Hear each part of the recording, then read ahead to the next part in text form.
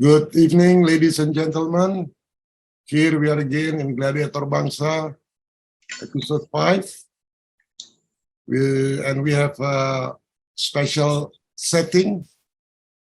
And tonight we have a special guest.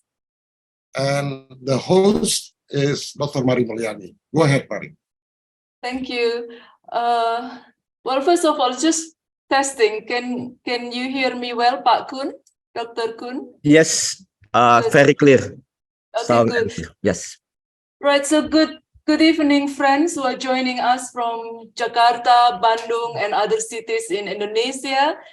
Good afternoon to those joining us from Europe and the United Kingdom. Welcome to Gladiator Bangsa. First of all, I would like to take this opportunity to just briefly restate the aim and objective of this forum. Gladiator Bangsa Forum was initiated by Professor Richard Klaproth in Indonesia, and I am fortunate to have become, family member of this forum. We aim to cultivate future leaders that contribute to the betterment of the nation and humanity. Our audience predominantly are Indonesians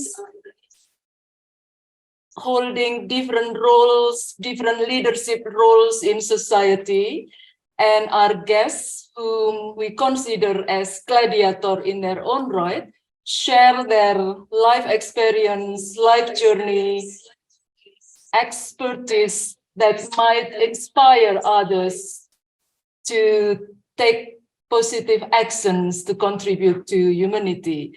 So today we are live from Sonnenland in Switzerland, and I would like to personally thank Count Alexander de Lesseps, who is also our gladiator, from a previous session, to have allowed us to use his beautiful home, and we set a mini studio here. And I'm delighted today that we have a guest, our dear friends Gunnar Turkman. Welcome. And Gunnar is a successful financier whose life journey has trended to distinctly, different cultures, who is successful to bridge between that background, successful business, living in the modern type of life with high level of spirituality, which I believe few achieved. So I would like to again welcome Gunnar, and also I'm fortunate that my life journey crossed yours and that of his beautiful wife, Nazli Turkman, who is also present in this room, who has been helping us setting up this studio. So Gunnar, thank you very much for being with us. And yesterday when I spoke with you to try to structure this interview, you basically said, let's just follow the flow of the moment. And hence, we are here doing some discussion without structuring anything. So let's see how it goes. But first of all, I would like to hear your story on how you encountered Sufism and then your life journey since then through now. If you could just summarize briefly. Well, first of all, thank you for the beautiful introduction. Hopefully, I will manage to merit some of these kind words in the future. But it's very lovely to be in the presence of all of you, and I will try and share my story. But amongst other things, I'm a hedge fund manager. So in hedge funds, the first thing you do is you offer a disclaimer. So I would like to offer that disclaimer.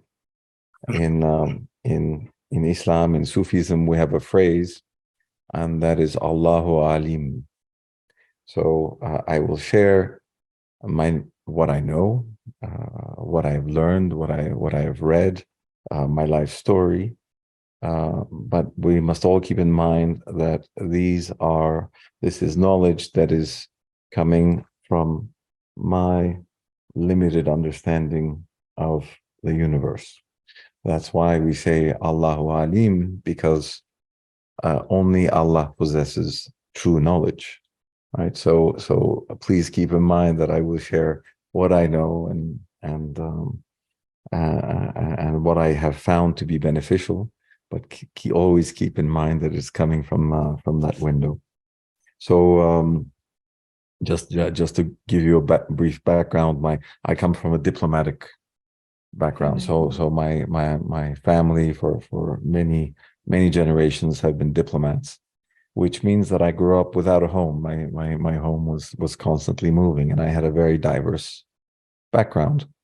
But I had a very simple type of understanding of existence, and that was a very materialistic understanding. So for me, the important things were family, friendship, success, wealth, and kind of the more material things in life. And this carried me into probably into my 30s. And in my 30s, I had a bit of a shakeup. My marriage came to an end.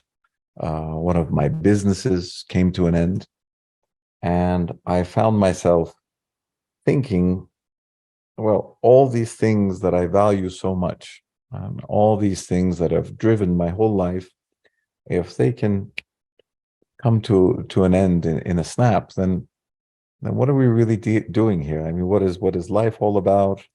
Why are we here? What are we supposed to learn? This seems all too simple, and I had a lot of questions and very few answers.